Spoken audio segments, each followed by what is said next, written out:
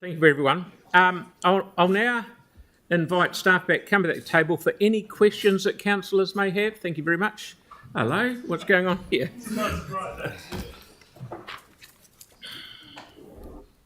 So I've got Tyler. Mark. Phil, do you want to split some questions up, because I've got a couple. So I think where we're going to head here, we're going to throw the end result of what I'd like to do today. Throw some questions at staff. Yep. And they will go away and coagulate that, for want of a better word, and then we'll adjourn it, and they'll come back at the end of a information session in the 4th, did you say? 3rd or 4th of March, and we will then reconvene. Okay, so it's just because I don't want to go through it and wordsmith it now. We'll be here for the rest of the year.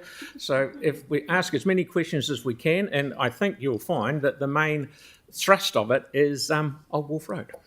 So we'll go there, and the Teddington Strait, so they can go away and talk to them. Okay, cool. So you've got questions? Yeah, that subtracts a few of my questions, so that's good. Okay.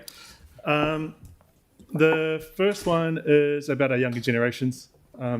A lot of them came in terms of the intergenerational equity staff modelling, and there were some that may not be in order within this plan, such as the reinvigoration of Papa Island and things of the sort.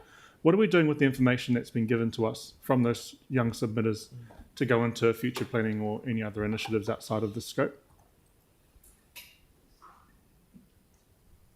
So you're asking about out of scope inputs from them and how we are transferring that information across council? Yeah. Right, okay. Yeah, no, we can pick that up and make sure that some of that information is shared more widely across some of our colleagues in other parts of council, for example, parks and ecology. Yeah. Great, that's awesome. The next one is about money, and everyone else is probably going to ask about this. Within the report, it said $16 million was scoped for this kind of work on Wharf Road. After hearing the submitter saying that there could be cost-cutting measures and other alternatives, would that change the number that's been presented to us today?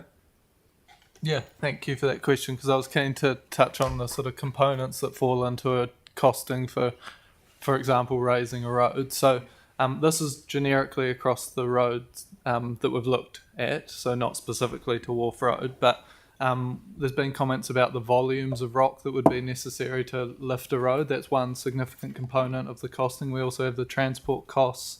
We have the drainage associated works. In the case of Wharf Road, we've got 2 bridges, culverts that we need to reconstruct, the associated drainage either side. We need to defend that road from the coast, so build armouring to defend that road. We need to appropriately consent that road. It's in a Wharf Road specifically is in an ecologically significant area. And we also need to investigate and actually do site-specific design and investigation to actually get that across the line. So I guess the important thing there is that some of the numbers that were run are probably not wildly out of whack, but there's all these other components that fall into a costing that make it a lot higher than what might have been alluded to. Sure. Thank you so much for that. Really appreciate that.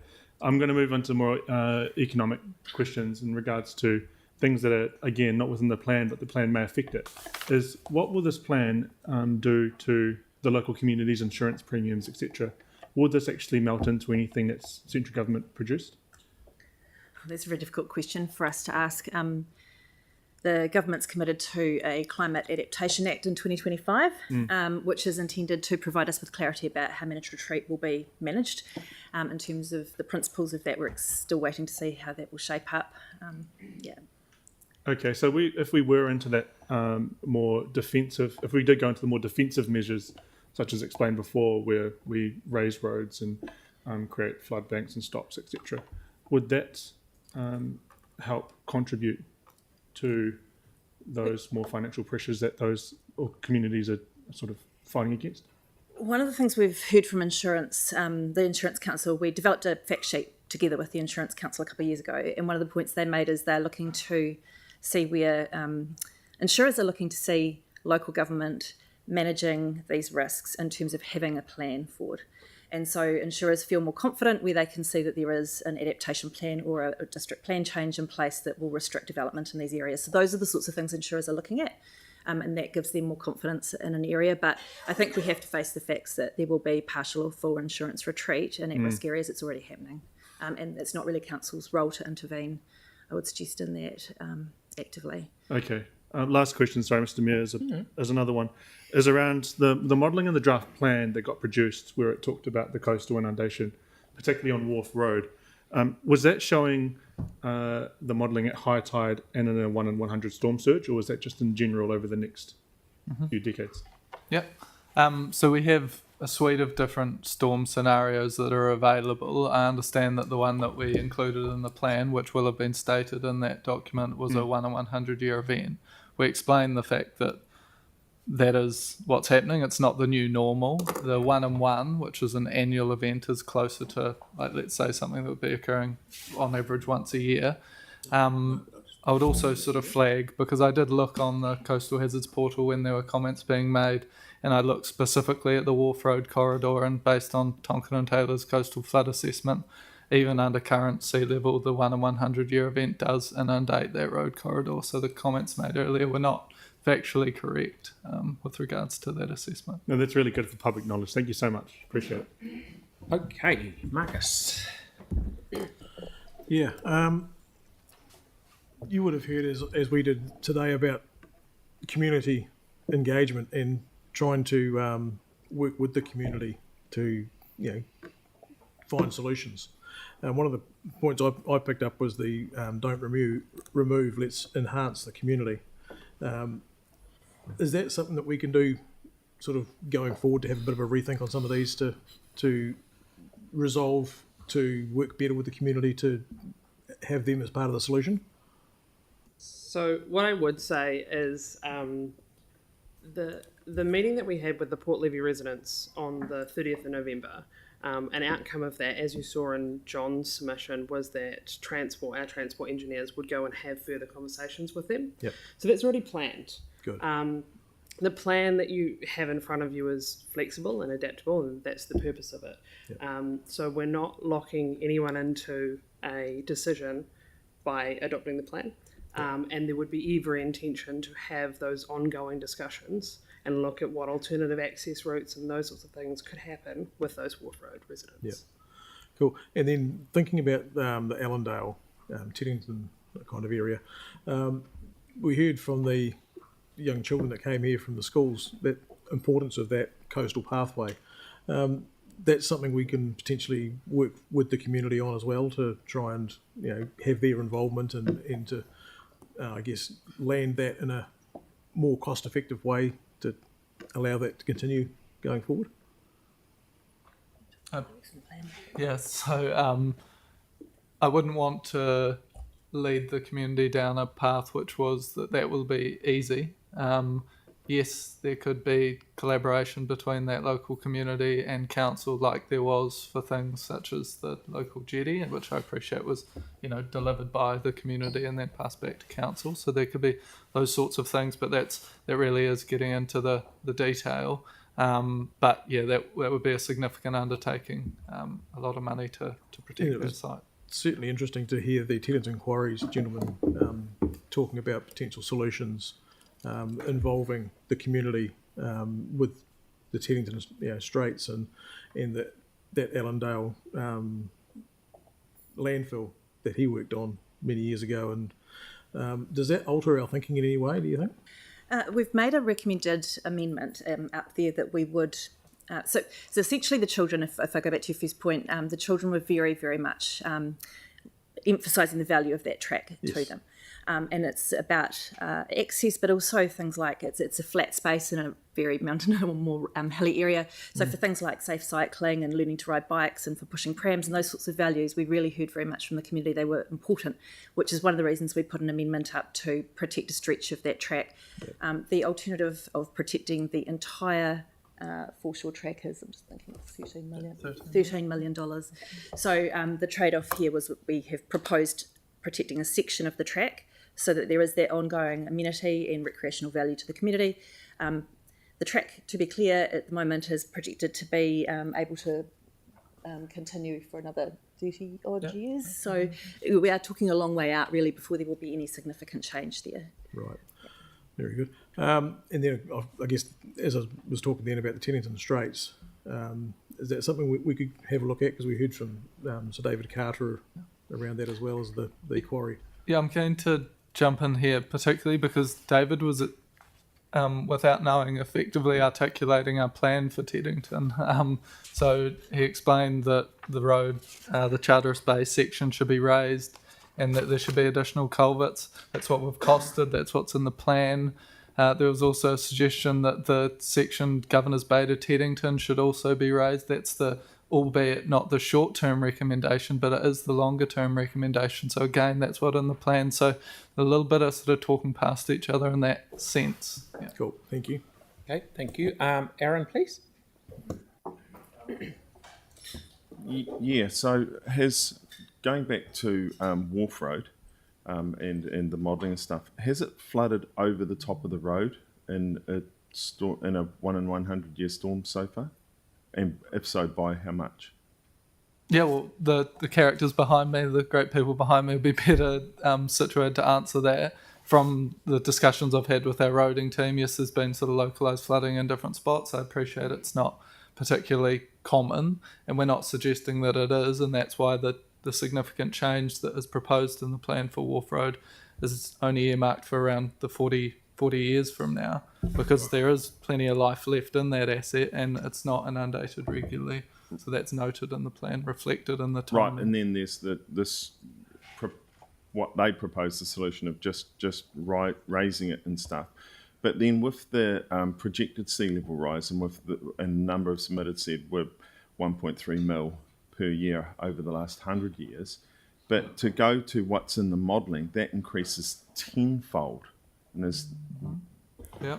Yeah, I wasn't sure if you'd take me here. So yeah. when does that kick in?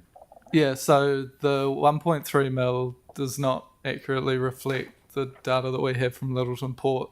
Littleton Port has one of New Zealand's longest standing tidal records. Yep.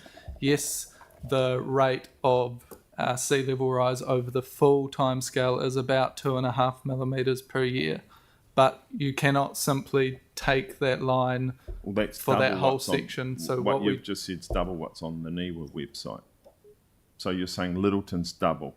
Littleton is around 2 to 2.5 mil over that 100-year time frame. But if we look at the last 15 years, and GHD has done some recent analysis and actually updating that in the coming months. And I've looked at what's the trend over the more recent time scale, because that's the more relevant information to us, where there's been an uptick in global emissions and a resulting change in sea level. And that stat is in the plan, which I think is something like 15 centimetres of sea level rise over the last 30 years. 15 centimetres. But the last 100 years is 130 millimetres. No, 15 in the last No, 30. that's the number you got from the previous person. Yeah, but that's what's on the NIWA website. But that's not the information that we have from Littleton Port or that's shared in our piece. Right, yeah, because on the TEARA government website, so that's terra firma, the South Island goes up, as you know, the mountains the most, but we have subsidence in Banks Peninsula. Does the subsidence add to the data? Yes, so Littleton Port is corrected for local land motion. The tidal record is corrected for local land motion, yes. Right, and is that from the high point, so obviously top of the mountains, because it's old volcanic, is coming down, so that's the subsidence, or is just all of BP and Christchurch just quietly sinking into the ocean? It's not as simple as either of those things. There's larger scale tectonic shifts, and then there's also localized liquefaction and other processes that happen in really specific areas. So I couldn't give you a direct answer on that. Right, okay, thank you. Tyrone, please. Thanks, Your Worship. So just to follow on from Councillor Peters' questions around the Governor's Bay Teddington Road, obviously, yes, we had the Right Honourable Sir David Carter come in today and give us a good rev up as to why we need to look after that road. I'm pretty much in his camp on that completely, I would say. So I was just interested, Tim, in just what you were saying about talking past each other. I wasn't quite clear as because the way I read the plan is that eventually that road's just going to be allowed to sort of be left to nature. But that's not really what the plan is. Just No. explain that to me a little bit better. So the pathway for Governor's Bay to Teddington Road. Well, I'll start with Charteris Bay So Road. we'll just talk 'cause about it's simple. Teddington Straight, really, which sure. is really the key piece. Yeah, okay. But the eastern section for Charteris Bay Road is proposed to be raised, Yeah. and that would, and our costing is about 1 metre of road raising, culverts, drainage, etc. Yeah. The section to the west of Gibby's Pass, which is Governor's Bay to Teddington Road, is proposed to be maintained for a time before we accept what we call a lower level of service, which would be infrequent, not frequent, infrequent tidal inundation.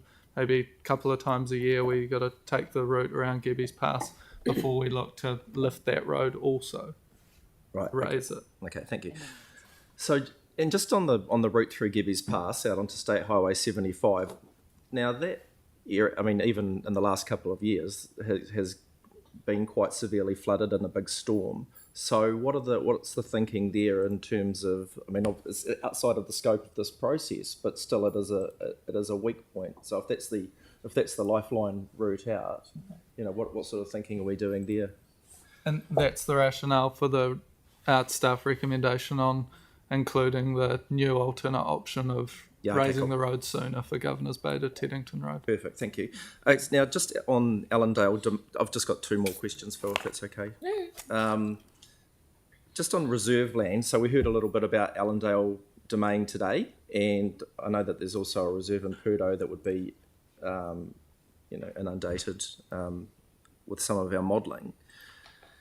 So, I guess what options or what's the thinking of being able to replace reserve land that's lost? Like we kind of have to almost build that into a plan about how we're kind of gonna deal with the loss of reserve land. So that's sort of part one of the question, and the second part would be, building up Allendale Domain an option as well, because talking to Barry Blatchford as well today, that's been done before.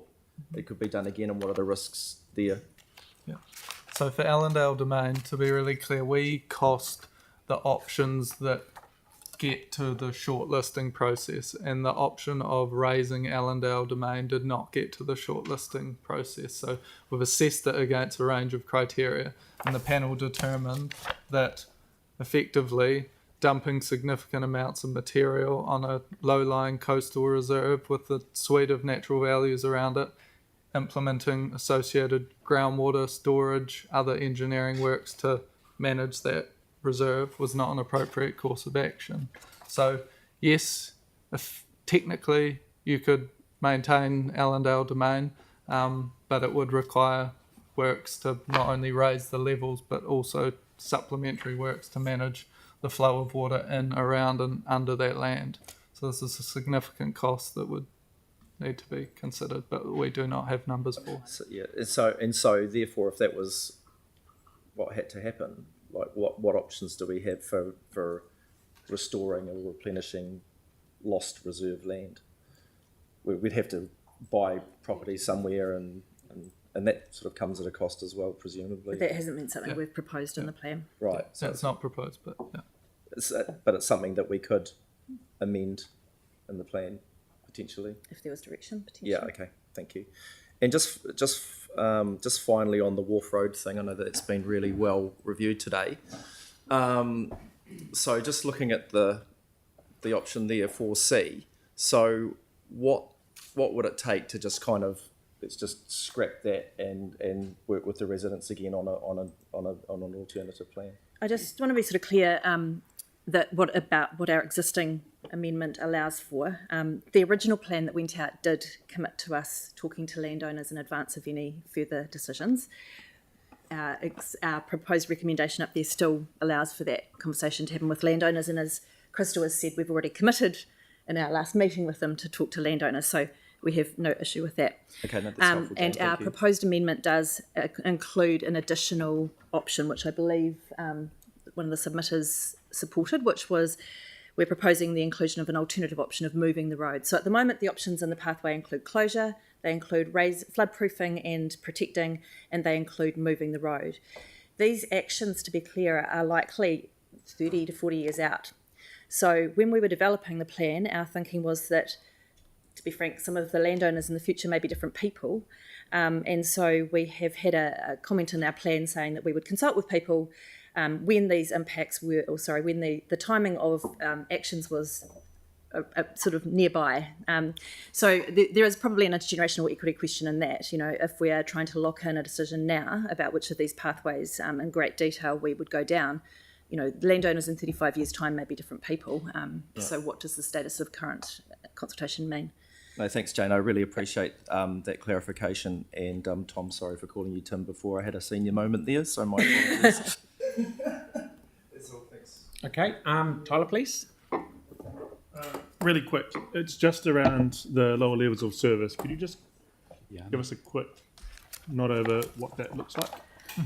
Generally, or in a specific? Just in general, I mean, is it reactive programming instead of putting it on the program?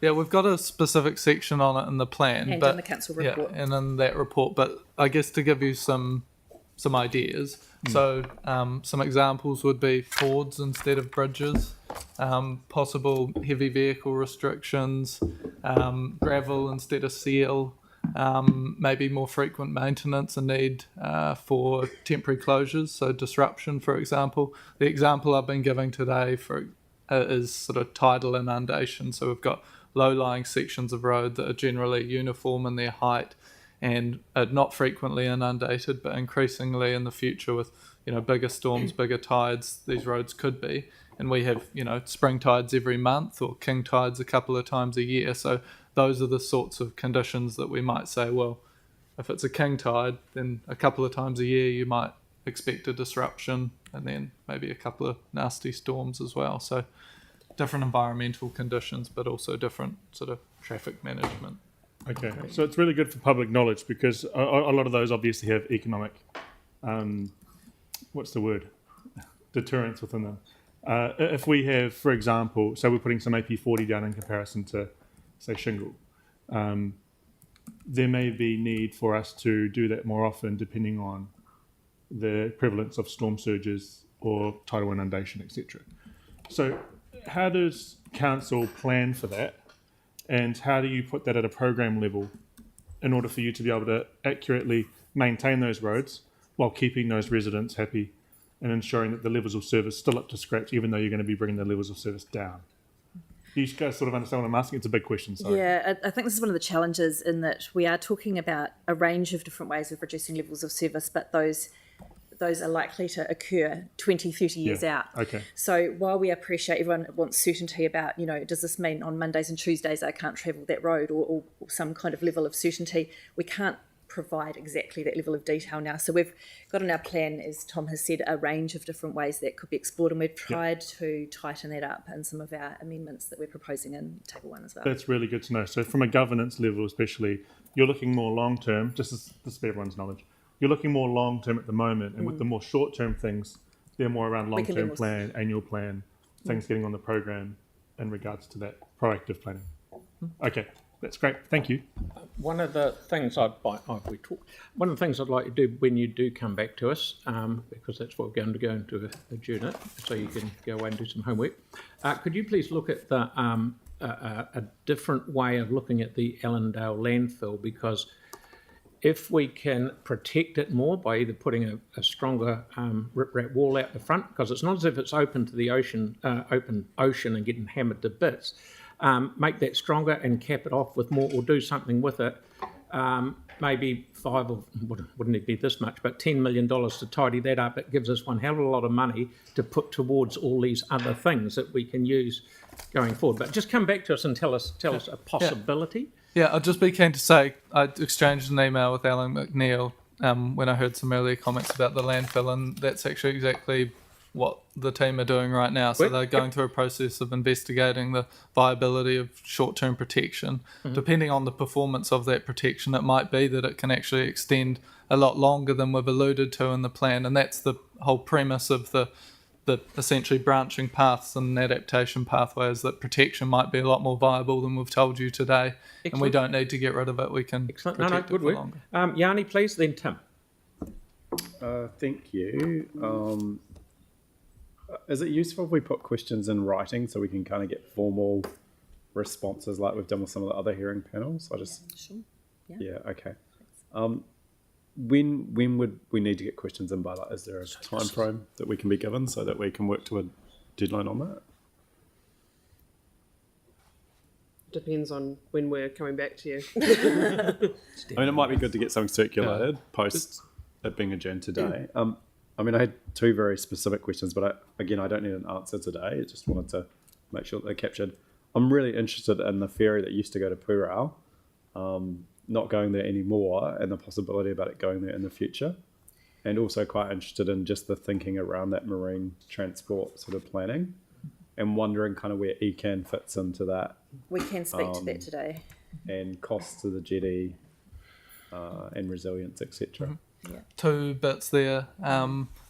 There's proposed $5 million set aside through this plan or earmarked, I guess, for the Pūrao jetty to look at a substantive upgrade. So that's in recognition of those points, those submission comments, and the value that our parks teams also see in those infrastructure also. And then in regards to ECAN, you'll see that one of that there's a specific section in the staff report about that relationship, that piece of work that we're looking to commit to with ECAN. So essentially early next year, we've made a commitment with ECAN's public transport team to do an investigation around the public infrastructure, the marine and wider transport network within Whakaropō. And through that work, we would look at, for example, what are the priority pieces of marine infrastructure that are required to support longer term access over water. And does the $5 million include provision for a ferry? No, that would be about getting the asset itself under sort of modern day design, but of course these costings are high level in nature, so subject to that investigation with ECAN, it might be that the design for the wharf can accommodate other components, for example, ingress and egress of boats and people. Thank you. I feel like a number of submitters raised concern that the cost is attached to the interventions, and I too am sort of struggling. I'm just wondering what's the way that we're benchmarking the cost of things, and I know it's quite technical. I know it's quite. They'll get back to us when they come back. Okay. To us. So we're not making the decision today. So just picking up on on some of the children's submissions, I was really interested in the cruise ship concern. Pretty powerful to hear the young people in Littleton, the children saying like Corsair Bay's had a noticeable change because of the cruise ships. Is there work that we've done or evidence that we have around what the environmental impacts have been of the cruise ships in those bays? That's good. Yeah, it's certainly out of the scope of this work. Environment Canterbury have a monitoring program around the consent, so that would be where that would. Good answer. Thank you very much, Tim. Please. Sorry. Just a final question. I've got two. I mean, Tyler said six. And it gets dark. It gets dark at 9 o'clock. Yanni's 6, a lot. I've got 12. But two.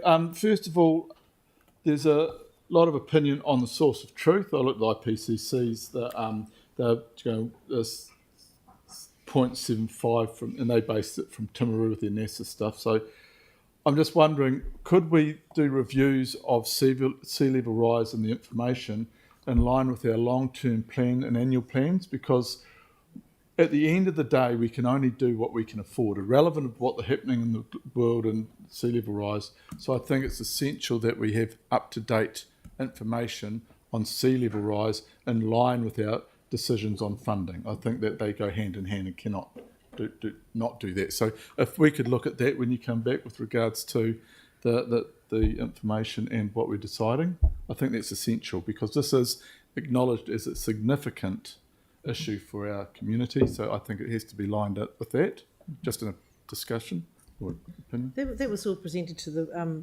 should all be available. We had it at the working group. But I don't believe it. When we sit and look at our long-term plan, there is no absolute link there, and I think that has to be linked to funding, and I think that we've got to become more aware of that, if indeed that information coming from, for instance, IPCC, if it's not seen as true, then where is the truth? And so we've got an idea of where we're going, because at the moment we're looking at a city that can be inundated with 3/4 of a metre within the next 100 years.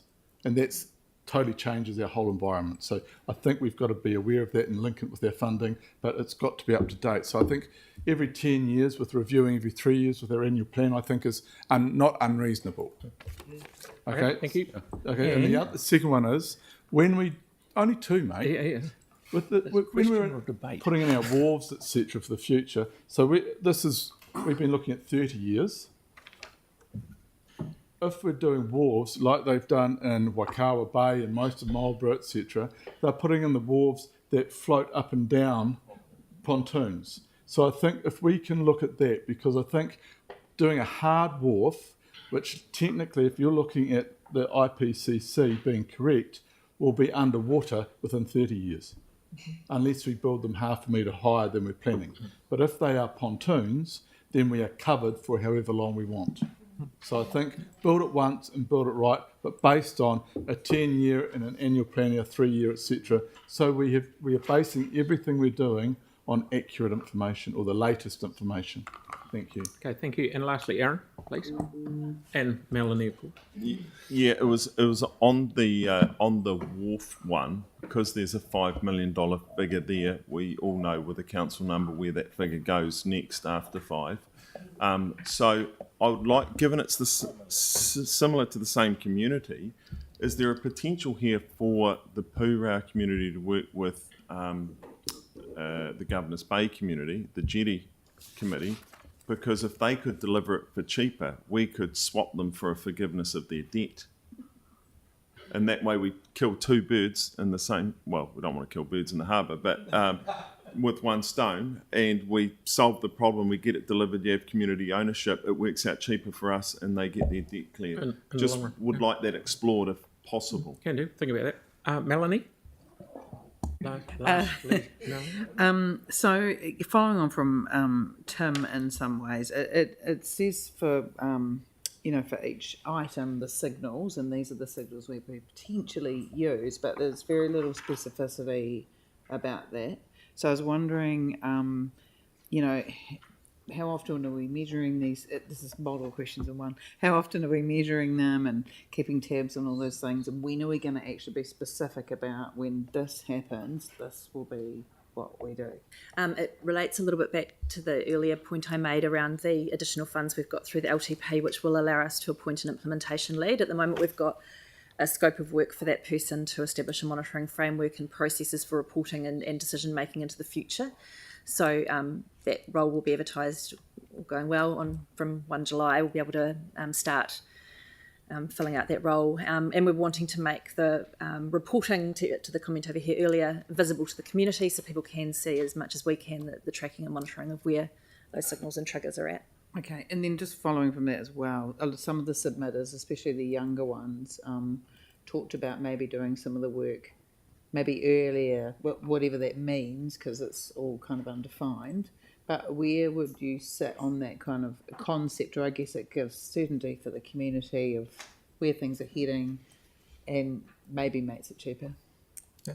Well, it would be fair to say that the estimated timings that have been put forward in the plan have applied a consistent approach in terms of exposure to hazards and things like the condition of that asset. But as councillors, you would be able to make decisions about earlier investment in one or another, I imagine, considering that information, but also wanting to be ambitious. For example, a lot of costs in the plan fall in a relatively narrow time window between 10 and 30 years.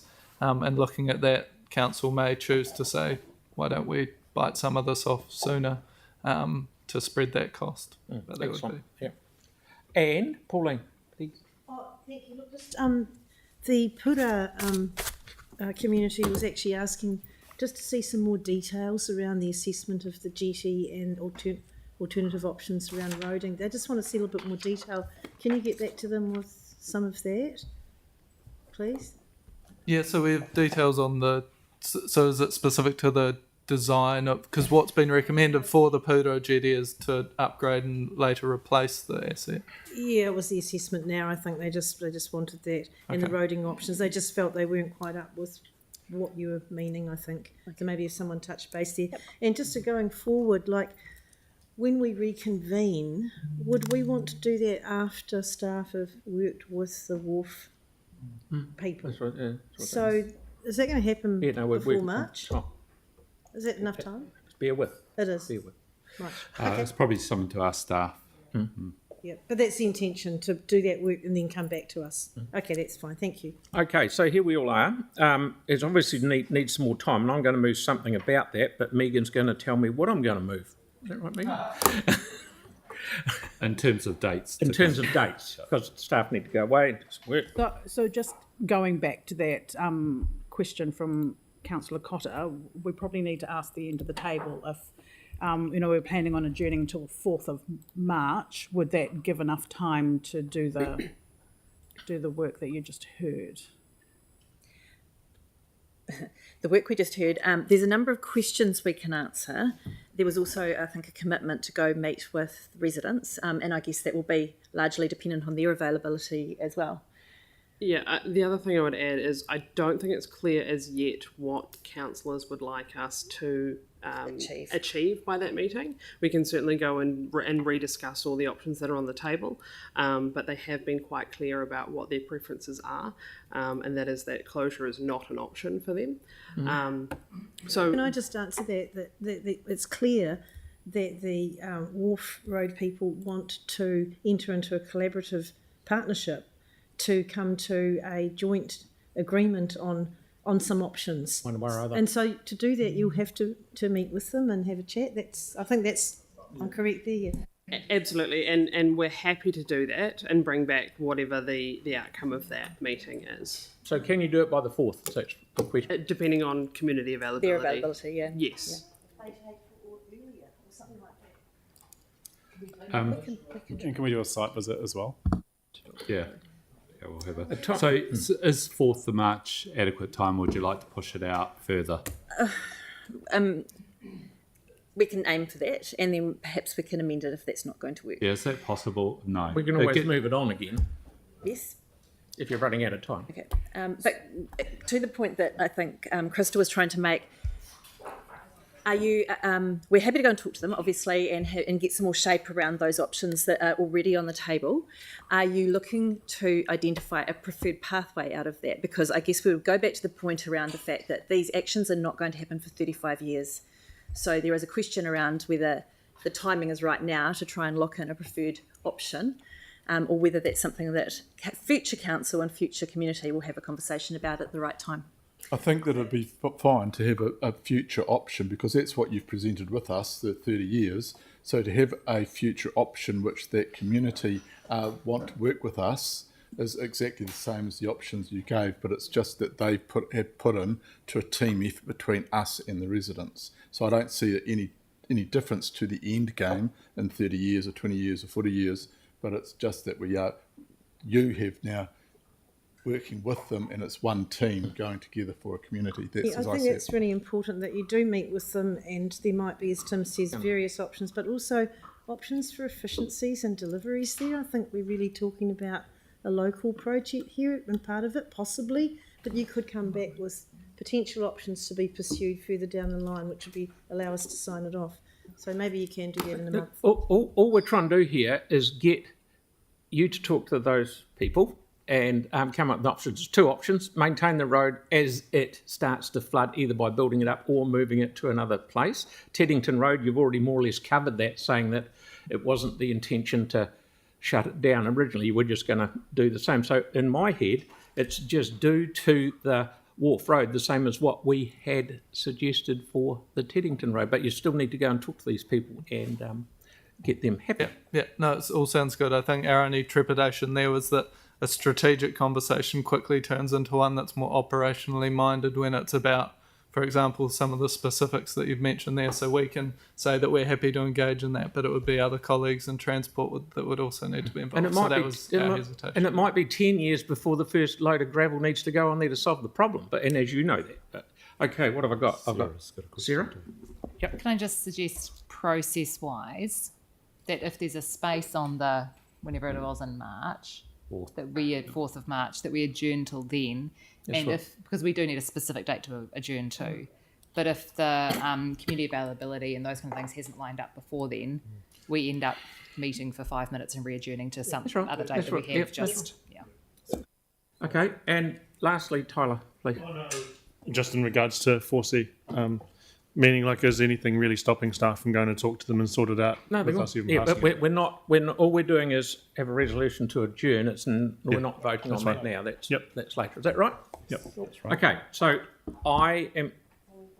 Yeah, Pauline's going to second. I'm moving that we adjourn it until 9:30 on Tuesday, the 4th of March. All those in favour? Aye. Against? Thank you. That's carried. So now there was just one additional question that Councillor Johansson had, and that was timing for any questions back. Would 7th of the February suit? So and just talk to Natasha. Yes, send them through. could I answer that?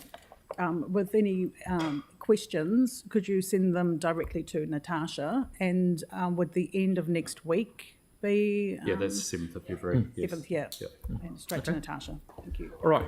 So the Care Department, ladies and gentlemen. Oh no, of course. Yeah, sorry.